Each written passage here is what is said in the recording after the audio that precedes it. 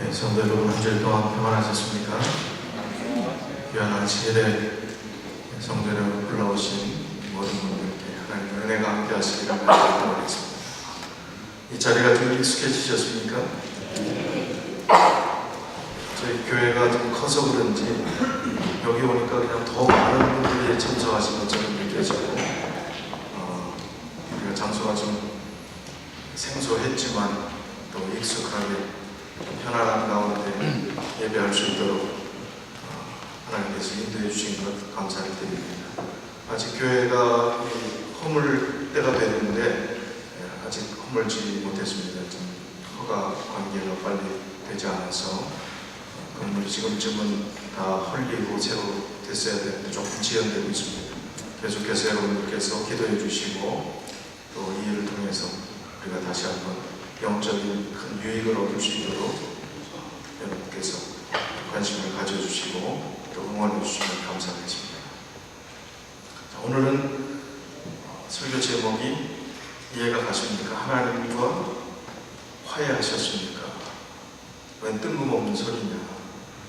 하나님하고 나하고 화해할 게 뭐가 있냐? 나 하나님 잘 믿고 있는데 하나님하고 그러면 뭐 사이가 벌어졌나? 삐졌나? 왜 화해하라 그럴까? 자, 이 중요한 신학적 중요한 의미도 있고 영적인 우리의 삶에 아주 중요한 물음을 던져주는, 그리고 다시 한번 우리가 적용해 봐야 될 만한 중요한 질문이 오늘 제목 속에 담겨져 있습니다. 본문의 말씀 고린도서 5장 16절로 21절 말씀을 제가 봉독하겠습니다. 여기에 어떤 단어가 가장 많이 들어가는지 한번 보십시오. 그러므로 우리가 이제부터는 어떤 사람도 육신을 따라 알지 아니하노라. 비록 우리가 그리스도도 육신을 따라 알았으나 이제부터는 그같이 알지 아니하노라. 그런즉 누구든지 그리스도 안에 있으면 새로운 피조물이라. 이전 것은 지나갔으니 보라 새 것이 되었도다. 모든 것이 하나님께로서 났으며 그가 그리스도로 말미암아 우리를 자기와 화목하게 하시고 또 우리에게 화목하게 하는 직분을 주셨으니 곧 하나님께서 그리스도 안에 계시사 세상을 자기와 화목하게 하시며 그들의 죄를 그들에게 돌리지 아니하시고 화목하게 하는 말씀을 우리에게 부탁하셨느니라. 그러므로 우리가 그리스도를 대신하여 사신이 되어 하나님이 우리를 통하여 너희를 권면하시는 것 같이 그리스도를 대신하여 간청하노니 너희는 하나님과 화목하라. 하나님이 죄를 알지도 못하신 이를 우리를 대신하여 죄로 삼으신 것은 우리로 하여금 그 안에서 하나님의 의가 되게 하려 하심이라. 어떤 단어가 제일 많이 나왔습니까? 화목. 5번이나 화목이라는 단어가 나왔는데 이 화목의 원어적 의미는 화목보다는요 화해라는 의미입니다. 화해. 영어 성경에도 대부분 많은 번역에 거의 다 화해에 해당되는 reconciliation인가요? 그 단어로 써져 있고요. 독일어 성경도 화해라고 써져 있고 한글 번역만 화목이라고 되어 있습니다. 화해라는 거예요. 화목과 화해가 뜻이 같습니까? 다릅니까? 화목은 그냥 특별한 문제 없이 서로 친하게 잘 좋게 지내라는 거예요. 화해는 전에 반드시 어떤 일이 있어야 화해할 수 있어요? 좋은 일, 나쁜 일. 나쁜 일, 안 좋은 일. 심하게는 원수까지 있던 그런 상태를 이야기하는 것입니다. 그럴 때 화해했을 때 다시 좋아지는 개념, 화목 개념은 전혀 다른 것입니다. 의미가. 성경의 원 의미는 여기서 지금 말씀하시는 의미는 화해예요. 화해. 자, 그러면 공동번역 성경이 화해라는 단어를 써갖고 잘 설명이 되어 있는데 그 공동번역으로 제가 읽어드릴 테니까 잘 들어보십시오. 그러므로 우리는 이제부터 아무도 세속적인 표준으로 판단하지는 않을 것입니다. 전에는 우리가 세속적인 표준으로 그리스도를 이해하였지만 이제는 그렇게 하지 않습니다. 누구든지 그리스도를 믿으면 새 사람이 됩니다. 낡은 것은 사라지고 새 것이 나타났습니다. 이것은 모두 다 하나님께로부터 왔습니다. 하나님께서는 그리스도를 내세우고 우리를 당신과 화해하게 해주셨고 또 사람들을 당신과 화해시키는 인물을 우리에게 주셨습니다. 곧 하나님께서는 인간의 죄를 묻지 않으시고 그리스도를 내세워 인간과 화해하셨습니다. 그리고 그 화해의 이치를 우리에게 맡겨 전하게 하셨습니다. 그러므로 우리는 그리스도의 사절로서 그분을 대신하여 여러분에게 간곡히 부탁합니다. 하나님과 화해하십시오. 이것은 결국 하나님께서 우리를 지켜 호소하시는 말씀입니다. 우리를 위해서 하나님께서는 죄를 모르시는 그리스도를 죄 있는 분으로 여기셨습니다. 그래서 우리는 그리스도로 말미암아 하나님께로부터 무죄 선언을 받게 되었습니다. 자, 이 아주 심오한 이 의미를 우리가 잘 성경을 정말 씹듯이 꼭꼭 씹듯이 읽으시면서 이해를 하셔야 됩니다. 내가 하나님과 화해했는가? 우리가 그리스도인이 되었다는 이 단순한 이 사실이 내가 정말 하나님과 완전히 죄인된 속절없이 희망없던 그런 상태에서 원수되었던 내가 예수 그리스도를 통해서 우리를 구원해 주신 그 사랑에 힘입어 하나님과 가까워졌는가? 모든 죄의 문제가 청산돼서 아무 문제가 없는가? 거리낌이 없는가? 정말 하나님께 가까이 나가는 일에 기쁜가? 행복한가? 아직도 하나님과 거리가 좀 있는가? 화해되지 않은 부분이 있는가? 이런 부분을 우리가 좀 깊이 생각해보자 하는 것입니다. 하나님과 화해하라는 이 말씀이 현대인들에게는 그렇게 달갑게 와닿지 않을 것 같습니다. 왜냐하면 현대인들은 이 바쁜 시대를 살아가는 우리들도 그럴 수도 있지만 하나님을 생각할 겨를이 없는 것 같습니다. 너무 분주해요. 또 너무 관심사들이 많습니다. 자신의 인생을 이 세상의 원리에 따라서 성취하는 데만 마음을 두고 살아가는 삶이 이 세상의 사람들입니다. 한번 보세요. 이 세상이 추구하는 모든 것들이 TV에 나오는 어떤 드라마나 또 어떤 쇼나 또 어떤 것들이 하나님께 영광 돌리는 것이 있습니까? 운동, 경기나 모든 것들이 거기 스타가 되고 거기에서 1등을 뽑고 또 거기서 환호하고 하는 모든 것들이 다 뭐예요? 사람들이 그렇게 열광하는데도 거기는 하나님의 영광이 되는 게 없어요. 결국 사람을 높이고 결국 명예가 중요하고 권력이 중요하고 힘이 중요하고 돈이 중요하다. 뭐니 해도 뭐가 최고예요? 머니가 최고라는 사실들을 세상은 계속해서 우리에게 교육하고 있습니다. 가치관이 전혀 다른 거예요. 그런데 마음을 두고 있습니다. 그나마 좀 다행히 그래서 교회에 나오는 사람들도 오늘날 기독교가 그런 시류에 같이 휩쓸려 가다 보니까 하나님과의 관계보다는 하나님을 통해서 자신의 뜻을 관철시키려고 하는 것입니다. 기복신앙. 교회에 나와서도 내 뜻을 안 들어주면 이건 별로 하나님이 안 계신 것으로 간주하고 또 내가 원하는 대로 되지 않으면 풀리지 않으면 이거는 하나님과 거리를 두는 그런 모양새가 오늘날 기독교의 모습이 아닌가 생각을 하게 됩니다. 그래서 이런 현상이 개인과 또 이 사회와 이 세상의 모든 흐름 가운데서 우리가 영향을 받고 살고 있다는 것입니다. 이런 상황 가운데서 사도 바울은 호소하고 있습니다. 하나님과 화해하라. 하나님과 화해하는 것이 얼마나 중요한 것인가를 강조하고 있습니다. 그 화해가 이루어질 때 풀리는 많은 베네핏이 있기 때문에 그렇습니다. 그러나 그 문제가 해결되지 않으면 지금 우리의 무기력함과 신앙의 활력이 없음과 또 우리의 기도의 응답이 없음과 우리 주변에 일어나는 모든 일들을 통해서 우리가 바라보는 어떤 시각과 또 우리의 마음의 판단 그 모든 것들이 다 여기에 연관되어 있기 때문에 그렇습니다. 이 문제가 해결됐을 때 여기 오늘 본문의 말씀 중에 새로운 피조물이라는 그 개념, 이전 것은 지나갔다는 그 개념, 그 의미가 하나님과 바른 화해의 관계를 이해했을 때 새로운 피조물의 경험을 할 수 있다는 것입니다. 이전 것이 지나갔다. 과거에 아무리 고달프고 힘들었던 괴로웠던 그 인생이 다 지나가고 하나님 안에서 정말 가치 있고 행복한 삶이 될 수 있음을 화해의 경험들을 통해서 우리가 깨달을 수 있다는 것입니다.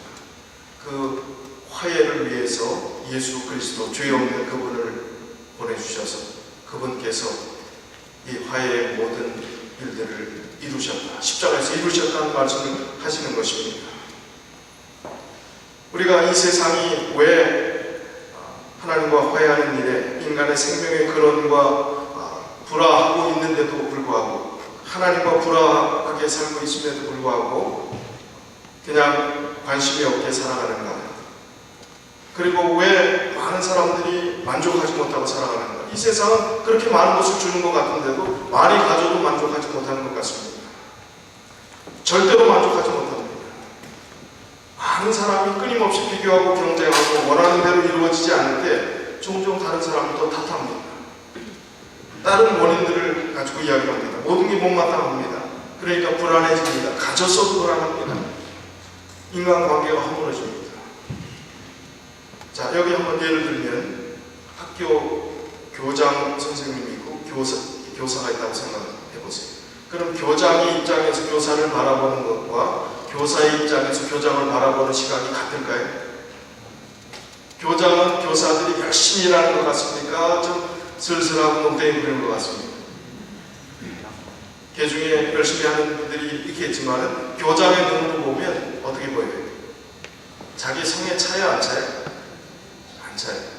그러니까 자기의 눈높이와 자기의 가치관을 가지고 이렇게 해야 된다고 푸시하다 보니까 뭔가 그 관계가 매끄럽지 못합니다.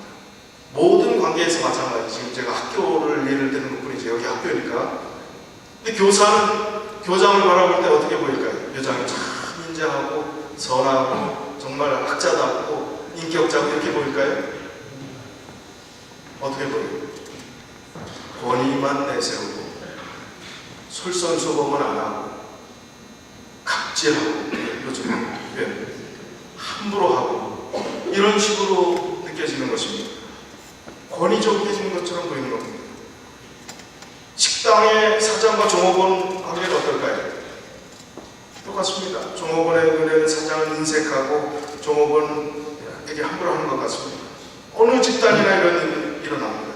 개인의 차이는 좀 있을지 모르겠지만 객관적으로 상황을 분석하고 우리가 볼 때 조금 배운 사람들을 교양 있게 표현할 뿐이지 본질에 있어서는 비슷하다는 것입니다. 이 근본적인 영혼의 만족이 불가능한 이유는 이 세상이 추구하는 가치관이 그렇기 때문에 그렇습니다. 다 경쟁하고 잘 되는 것에만 초점 맞춰지고 성취하는 것, 붙잡는 것, 자기가 쥐고 살아가는 거기에 관심을 두기 때문에 그런 것입니다.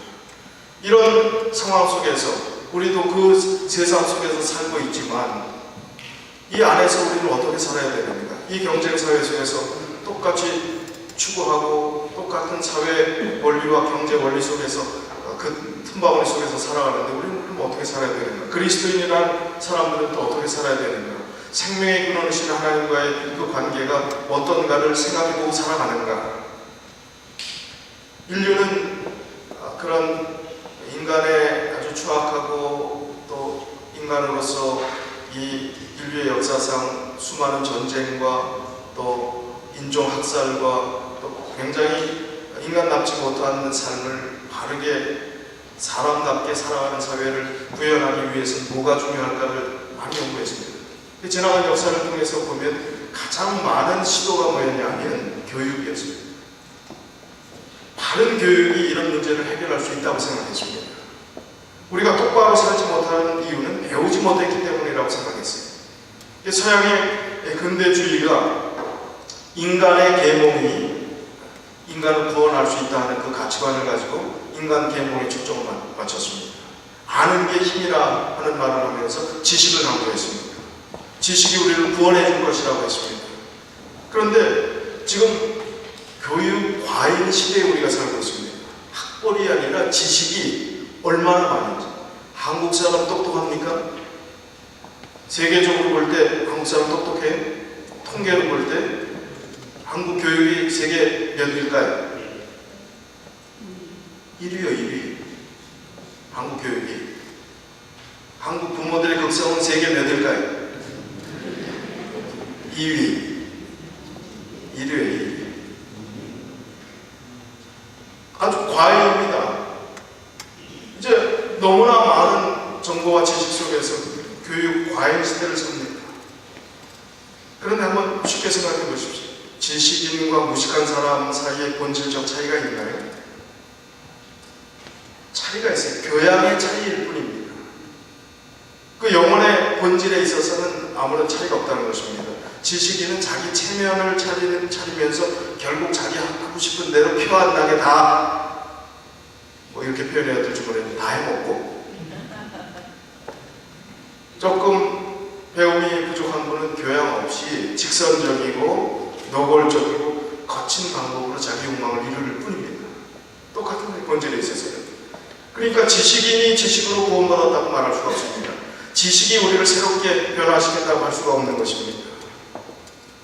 그래도 지식인은 뭔가 달라도 다른다거나 잘못 배우지 않고 똑바로 배우면 사람이 달라질 수 있지도 않겠느냐라고 할지 모르겠지만, 조금 향상될 수 있을지 모르지만 본질을 바꿔놓을 수 없다는 사실, 이건 뭐 아무리 말해도 과언이 아닐 정도로 도무지 지식이 우리를 바꿀 수 없음을 강조합니다.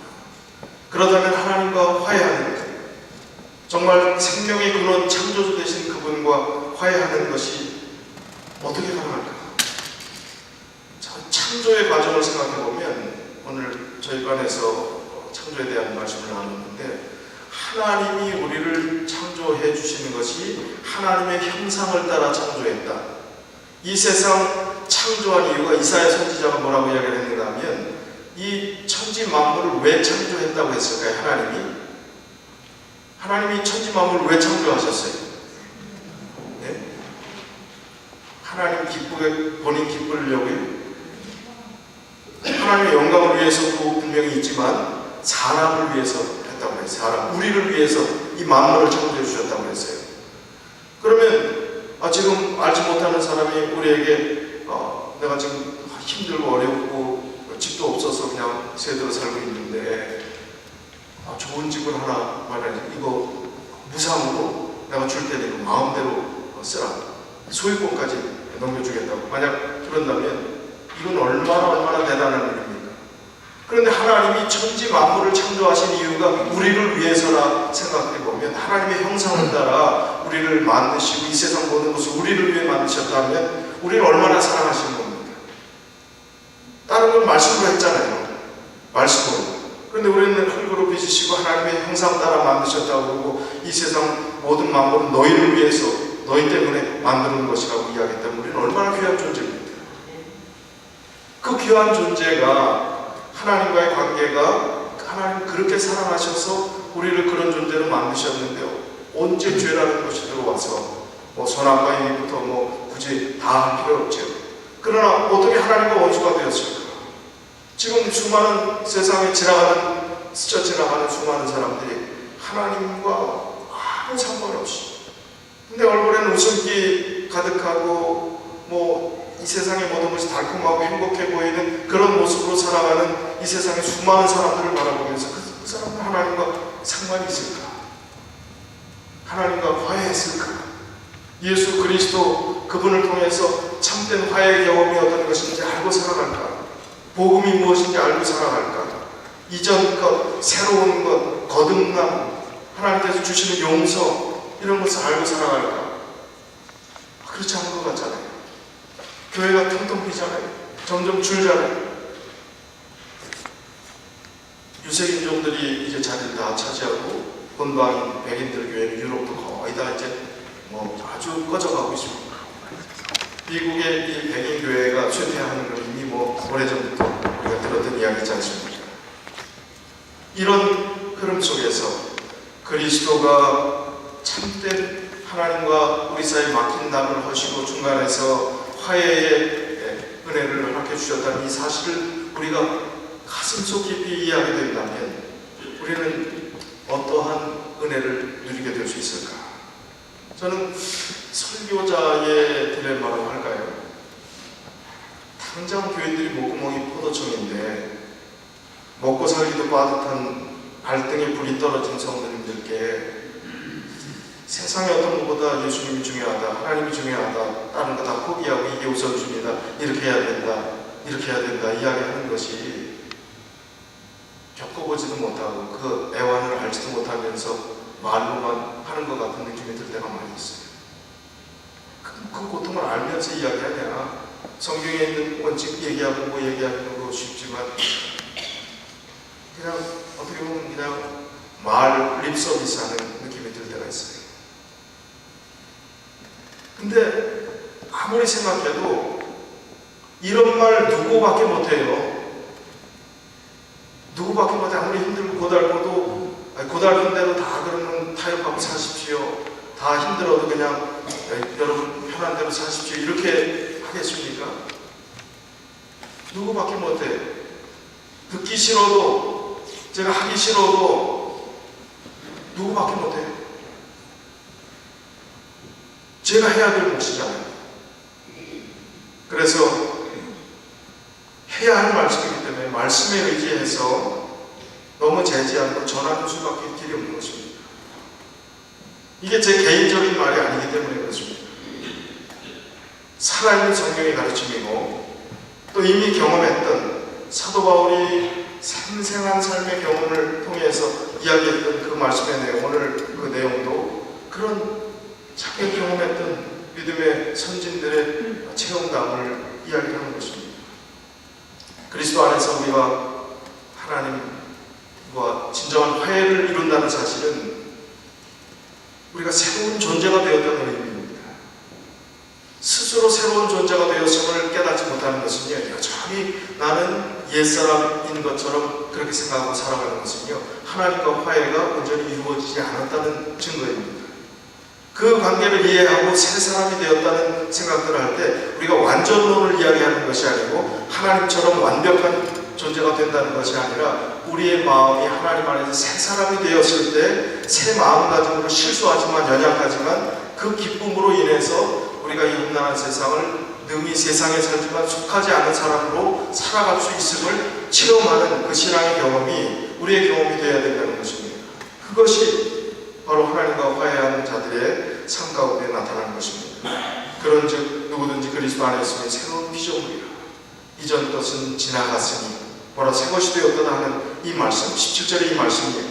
새로운 존재라는 말, 이 말이 우리의 마음속에 와닿지 않는 것은 그 화해 관계, 예수 그리스도를 통해서 이제 다 청산된, 죄의 모든 문제가 청산된 하나님께서 우리를 구원하신 그 은혜의 그 상황이나 그 하나님께서 베푸신 그 은혜의 가치를 우리가 좀 제대로 이해하지 못하기 때문에 여전히 새 존재라 하는 그 의미가 우리 안에 깊이 다가오지 않는 것입니다.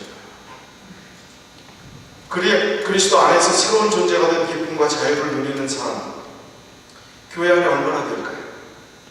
분명히 말씀을 그렇게 했는데 하나님과 화해하는 경험들을 통해서 우리 한글성의 화목의 경험들을 통해서 예수 그리스도가 그렇게 했다는 사실을 믿었을 때는 예전 것은 다 지나갔고 새 것이 되었다고 했는데 정말 그 새 마음과 새 기분으로 그렇게 누리고 살아가는 것. 아니면 옛날 침례 받을 때 그때 반짝했나? 처음 교회 들어왔을 때 기뻤을 때 그때였나? 근데 성경은 그때만 들으라는 얘기가 아니잖아요. 그것은 지속해서 계속해서 누리라는 거라는 거예요. 시간이 지날수록 더 깊어질수록 성경의 믿음의 사람들은 더 행복했고 더 가치가 있었고 더 기뻤고 더 날아갈 듯한 그런 하나님의 은혜 가운데서 그렇게 누리고 살았잖아요. 이전 것은 지나갔다는 이 말은 육신을 따라라는 이 헬라어 육체를 가리키는 그 용어입니다. 변형된 용어인데 이 얘기는 육신과 새 사람이라는 그 개념을 우리가 딱 한마디로 구별을 한다면 그전에는 세속적 판단에 의해 살았다는 것입니다. 이전 사람. 그러나 지금은 영적 판단을 하고 살아가는 그 부분. 그전에 모든 게 세속적 판단이었어요. 근데 새 사람이 되었고 하나님 안에서 새로운 피조물이 되었다고 했는데도 여전히 나는 그리스도인이라고 하면서도 세속적 판단의 가치 기준을 가지고 거기에 그냥 몰두하고 자녀 교육을 시키는 일이나 자녀들 뭐 무슨 가회를 시키거나 특기를 시키는 거나 그냥 콩쿠르 나가서 1등 안 하고 그냥 막 속상하고 그냥 어쩔 줄 모르고 교회 안에서 하는 그 가치관은 자녀들 교육 시키지 말라는 얘기가 아니잖아요. 열심히 해서 1등 하지 말라는 얘기가 아니잖아요. 이 세상에서 머리가 되라고 하셨잖아요. 꼬리가 되지 말라고 하셨잖아요. 그러나 세속적 판단이나 영적 판단으로 그 일을 하느냐 하는 것이 굉장히 중요한 것입니다. 세속적 판단의 단계에서 영적 판단의 단계로 옮겨진 사람이 새로운 피조물이 된 것입니다. 우리가 여전히 신앙생활하고 여기 있지만 세속적 판단이 우리의 우선순위가 되어 있다면 그것은 새로운 피조물이 된 것이 아니에요. 아직 하나님과 화해하지 않은 것입니다. 화해의 의미를 잘 이해하지 못한 것입니다. 아니면 피상적으로 이해한 것입니다. 예수 그리스도의 피가 십자가가 나를 새롭게 했다는 것을 우리가 더 깊이 느끼지 못하는 것입니다. 느끼지 못했는데 계속 굳어졌으니까 그렇게 살아왔으니까 그게 그건지 저게 저건지 모르다가 세월 보내는 경우도 있습니다. 그래서 이 시간 차제에 하나님과 화해했는지를 우리가 점검해 보자는 것입니다. 남은 것이 없는 거예요. 하나님은 화해했다고 해도 사람들은 화해를 해도 사무적 화해가 있어요, 없어요? 사무적으로 화해하는 거예요. 진짜 화해가 있고 사무적 화해가 있습니다. 에이, 내가 뭐 당신하고는 평생 안 맞아. 그렇지만 공동체 생활을 하려다 보니까 뭐 부딪힐 그게 없으니까 그냥 좋은 게 좋게 지내자. 그건 사무적 화해입니다. 진정한 화해는요, 사랑해야 돼요. 사랑하게 되어 있습니다. 더 좋아지게 되어 있습니다. 더 좋은 관계가 되어 있어야 돼요. 하나님과 화해하는 게 뭐예요? 우리 사무적 관계로 화해했습니까? 지식적 관계로 하나님과의 관계에서? 아니잖아요.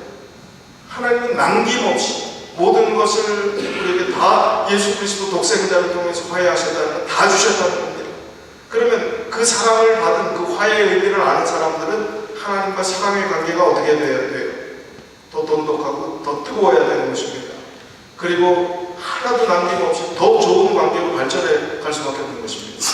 그러나 피상적 화해의 관계는 여전히 우리의 마음 가운데서 사무적 화해의 관계, 하나님과의 그 관계 이상을 벗어나지 못했기 때문에 우리의 삶이 고달픔의 연속이 되는 것입니다. 신앙생활 하면서도 그 기쁨을 한 번도 못 누리고 살아가는 것입니다. 이런 세속적 가치 판단의 기준에서 영적 판단의 가치 기준으로 옮겨가는 사람이 새 사람이 되었다, 그렇게 말씀할 수 있습니다. 하나님이 죄를 알지 못하신 이를 우리를 대신하여 죄로 삼으신 것은 우리로 하여금 그 안에서 하나님의 의가 되게 하려 하십니다. 이 말씀이 21절에 주신 말씀이 바로 화해의 본질 아니겠습니까? 하나님과 화해의 본질이 아니겠습니까? 자, 인생이 성공이 있고 실패가 있어요. 그런데 그 가치관도 세속적 판단에서 성공과 영적 판단에서 성공은 다릅니다. 이 세상에 사람들이 하나님의 그리스도인들, 하나님의 사람들을 바라볼 때 어떤 시각을 갖느냐, 사도 바울이 이야기했습니다. 고린도전서 1장 23절에 뭐라고 그랬어요? 우리는 십자가에 못 박힌 그리스도를 전하니 유대인에게는 뭐하는 것이요? 꺼리는 것이요, 이방인에게는 미련하는 것이요. 이 믿음의 가치를 세상 사람들은 우둔하게 본다는, 미련하게 한심하게 본다는 겁니다. 지금 이렇게 맑은 하늘에 하나님이 보이지도 않는데 여기 와서 이렇게 쭈그리고 앉아서 뭐하는 거냐, 이렇게 표현한다 이겁니다. 그러나 24절 25절에 오직 부르심을 입은 자들에게는 유대인이나 헬라인이나 그리스도는 하나님의 능력이요 하나님의 지혜이라. 하나님의 미련한 것이 사람보다 지혜 있고 하나님의 약한 것이 사람보다 강하다고 했습니다. 참 똑똑한 것 같은데 가장 중요한 거 빼먹고 똑똑한 척하고 살아가는 헛똑똑이 하나님 알지 못하는 이 사람들의 그 모습을 보면서 얼마나 참 안타까운 느낌입니까? 그러니까 성경에 지금 오늘 본문의 말씀이 우리에게 무슨 직책을 주셨어요?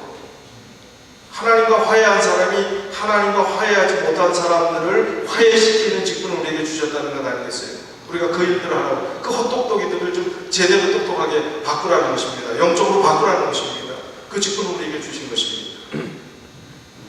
인생 성공.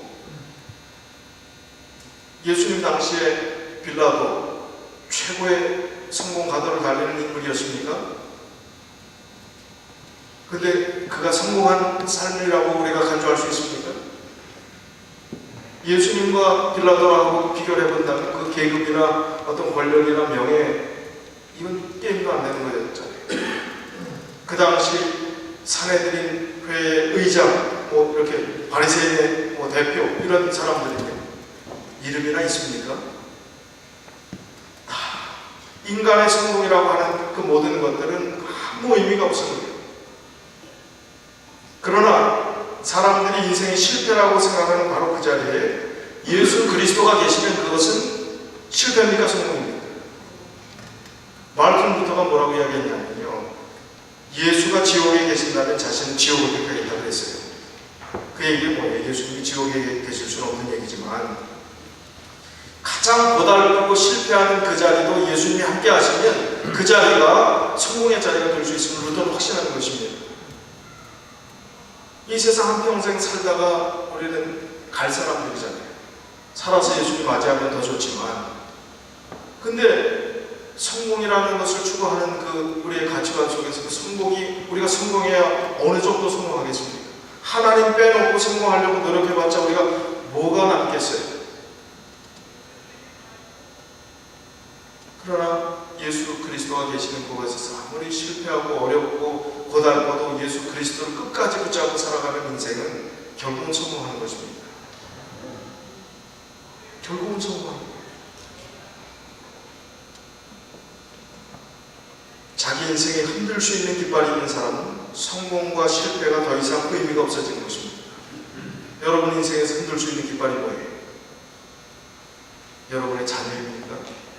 그 훌륭하게 잘된 자녀들입니까? 아닙니다. 우리가 흔들 수 있는 유일한 깃발은 피 묻은 예수 그리스도, 임마누엘의 깃발, 그거 하나입니다.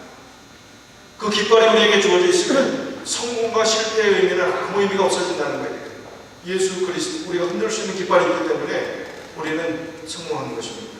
이전 것은 지나간 것입니다. 새롭게 된 것입니다. 남김없는 화해를 예수 그리스도께서 이루어 주신 것입니다. 그래서 우리가 화해한 사람인지 아닌지를 우리 스스로 검증해 보기 위해서는 하나님과 화해한 사람은 사람들과 화해할 수 있다 없다? 없어요? 뭐 다들 불안한 모양입니다. 다시, 하나님과 화해한 사람은 사람들과 화해할 수 있다 없다? 있다. 왜 처음부터 대답을 마태복음 9장 49절부터 50절이요. 사람마다 불로서 소금 치듯함을 받으리라. 소금은 좋은 것이로되 만일 소금이 그 맛을 잃으면 무엇으로 이를 짜게 하리요. 너희 속에 소금을 두고 서로 화목하라 하시니라. 왜 소금을 두고 화목하라고 하셨을까요? 이 말씀은 레위기 2장 13절에 나오는 그 말씀을 근거해서 이야기를 하는 것입니다. 레위기 2장 13절에 뭐라고 되어 있어요? 내 모든 소재물에 소금을 치라. 내 하나님의 언약의 소금을 내 소재에 빼지 못할지니 내 모든 예물에 소금을 드릴지니라. 본교 성경 주석에 있는 말씀이 언약의 소금이라는 이 개념은 소금의 언약은 영원한 것이라고 했습니다. 보존시키는 능력에서 소금은 누룩과 꿀의 반대입니다. 그것의 상징적 의미는 명백하다고 했습니다. 거룩함과 진리 가운데 있는 순결하게 보존시키는 원칙들이 하나님과 우리의 언약 관계에서 결코 결핍되어서는 안 된다. 이 마가복음 9장 49절에 보면 사람마다 불로서 소금 치듯함을 받으라. 그리고 내 모든 소재물에 소금을 치라. 불은 정결하게 하고 소금은 보존시키는 역할을 한다고 했습니다. 그래서 불로 소금을 치듯함을 받는다는 것은 정결할 뿐만 아니라 보존하는 것을 의미한다고 했습니다. 하나님은 순결한 백성, 깨끗한 백성, 거룩한 백성, 죄를 용서받은 백성을 원하신다. 하나님의 유지시키는 능력은 구함으로써 그들의 것이 된다. 그들의 정결하고 거룩하게 되어야, 그들은 거룩하고 정결해야 되며, 그리고 그렇게 유지되어야 한다. 그들이 소금 치듯함을 받는 불은 멸망시키지 않고 정결하게 한다. 우리는 먼저 정결하게 되고 그런 뒤에 유지되어야 한다. 불로 소금 치듯함을 받으라. 소금으로 소금 치듯함을 받으라. 정결하고 순결하게 보존되어라. 이 의미가 영원한 약속이 되시는 소금의 의미로 하나님께서 말씀하시는 굉장히 중요한 우리의 화해 관계 속에서 하나님께서 주신 교훈이라는 것입니다. 하나님과 화해되는 순결함을 가진 사람은 보존하게 된다는 것입니다. 보존. 순결의 경험이 없이 보존이 될 수 없다는 것입니다. 그래서 하나님과 화해할 때 사람들과 화해할 수 있어요. 바른 하나님께서 나 같은 사람을 용서해 주시고 구원해 주시고 그 사람을 깨달을 때 다른 사람도 그 같이 있게 도와줄 수 있고 구원해 줄 수 있는 것입니다. 그 다음에 하나님과 화해되었는가 우리 자가점검이 두 번째는 하나님과 막힌 담이 있는가 없는가 하는 것입니다. 코람데오라는 단어를 좀 들어보셨죠? 라틴어인데 무슨 뜻일까요? 코람데오는 하나님 앞에서라는 뜻입니다. 하나님 앞에서라는 얘기는요, 우리가 교회 밖을 나가서 때로는 생활하거나 여행지에 가고 살 때는 좀 풀어지는 경향이 있을 수 있습니다. 교회 안에서는 우리가 하나님에 대해서 생각하고 다 그럴 수 있지만, 그래서 내가 하나님 믿는 사람답지 않게 나도 모르게 휩쓸리는 경향이 있을 수 있습니다. 그러나 코람데오라는 의미를 이해하는 사람들은요, 늘 하나님의 시선 앞에 산다는 것을, 하나님이 우리를 감찰하신다는 것을, 우리를 바라보신다는 사실들을 늘 인식하며 살아가는 사람들이에요. 막힌 것이 없는, 하나님과 막힌 것이 없는 사람들은요, 감추는 것이 없다는 것입니다. 숨길 것이 없다는 게, 하나님 눈앞에 다 드러나지 않을 것이 없는데 마치 숨기는 것처럼, 감추면 감춰질 것처럼 그렇게 살아간다는 것입니다. 하나님과 화해한 사람들은 막힌 것이 없습니다. 왜냐하면 예수 그리스도께서요, 에베소서 2장 14절 16절 너희가 그리스도 예수 안에서 그리스도의 피로 가꾸어졌느니라. 그는 우리의 화평이신지라 둘로 하나를 만드사 중간에 막힌 담을 허시고, 막힌 걸 하셨어요. 하나님과 직접 갈 수 없는 그 죄로 인해서 가로막힌 그것을 예수님이 헐었다 이겁니다. 16절 또 십자가로 이 둘을 한 몸으로 하나님과 화목하게 하려 하시며 화해하게 하려 하시며 원수된 것을 십자가로 소멸하시고, 이제 원수된 것이 소멸되었기 때문에 이제 우리는 막힌 것이 없는 사람입니다. 그럼 막힌 것이 없는 사람은 코람데오라는 그 단어를 기억하고 살아야 됩니다. 하나님이 늘 보실 때, 내가 이 행동을 했을 때 하나님은 기뻐하실까? 내가 이런 말을 했을 때 하나님께서 기뻐하실까? 내가 이런 결정을 했을 때 하나님이 원하시는 것일까? 하나님 눈앞에서 내가 살고 있다는 사실들을 늘 생각하면서 그렇게 살게 될 때 하나님과 진정한 화해의 경험을 한 사람들은 그렇게 살아야 되고 그렇게 사는 것이라는 겁니다. 그 다음에 세 번째 마지막으로, 세상에 살지만 세상에 속하지 않은 생애를 사는 것은 하나님과 화해한 사람만이 경험할 수 있는 삶입니다. 요한복음 17장 15절 17절이요. 내가 비옵는 것은 저희를 세상에서 데려가시기를 위함이 아니요 오직 악에 빠지지 않게 보존하기를 위함이니이다. 내가 세상에 속하지 아니함같이 저희도 세상에 속하지 아니하였었나이다. 저희를 진리로 거룩하게 하옵소서. 아버지의 말씀은 진리이다.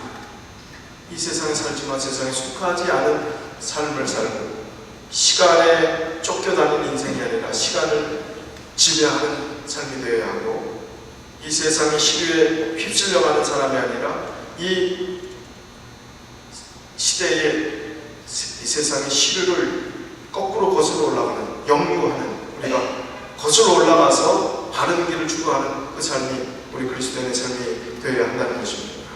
시대의 소망 745쪽에요. 그리스도께서 원수들을 위하여 드리신 그 기도는 온 세상을 포함한다. 그것은 이 세상이 시작한 때로부터 끝날 때까지 이 땅에 살았거나 앞으로 살게 될 모든 죄인을 포함한다. 모든 사람에게 하나님의 아들을 십자가에 못 박은 죄가 놓여있다. 용서는 모든 사람에게 값없이 제공되었다. 누구든지 원하는 자는 하나님과 화목할 수 있으며 영생을 유업으로 얻을 수 있다. 누구든지 원하는 자는 하나님과 화해할 수 있습니다. 화목할 수 있습니다. 영생을 유업으로 받을 수 있습니다. 하나님 우리를 사랑하셔서 그렇게 그 마음으로 창조하셨던 그 기쁨을 오늘 우리에게 다시 한번 경험케 해주시길 바라시는 마음이 하나님의 마음이십니다. 하나님과 화해하십시오. 그러면 만사가 편해집니다. 만사형통입니다. 하나님과 화해하셔서 그 기쁨을 다 누리게 되시길 바라면서 말씀을 드리겠습니다.